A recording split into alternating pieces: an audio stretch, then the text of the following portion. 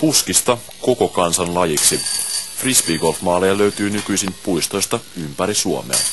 Täällä Helsingin Talissa kiekkoja heitetään täysmittaisilla 18-väyläisellä radalla.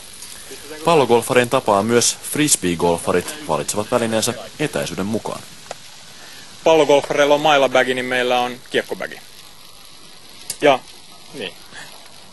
Katsotaan vähän mitä löytyy sisältä. Juuri näin. Eli aloitetaan tästä. Driveri, millä heitetään pääasiassa pitkiä avausheittoja ja mahdollisesti joitain muita erikoisheittoja. Vähän lyhyempiin heittoihin midrange-kiekko. Sen erottaa driverista siitä, että se ei ole ihan niin teräväreunainen.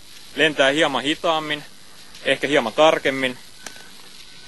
Sitten putteri, joka on jälleen kerran astetta tylppäreunaisempi, kertoo siitä, että lentää suoraan, hitaammin ja niitä käytetään puttien lisäksi lyhyisiin lähestymisheittoihin.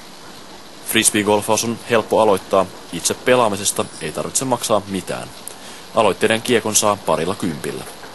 Kai se on tää ulkoilma ja kaverit ja on tää niinku kivempaa kuin tavallinen golfi. Tää on jotenkin paljon lepposampaa, ei tarvi hirveästi jännittää. Lajin harrastajia löytyy Suomesta jopa 20 000. Leppoisa kesäpäivä vierähtää viheriöillä helposti. Kiinnostuksen syventyessä myös vaatimustaso kasvaa.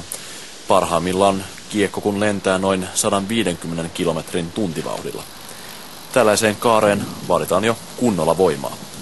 Ensin otetaan sopiva napakka ote, hyvä tasapaino ja tästä se lähtee.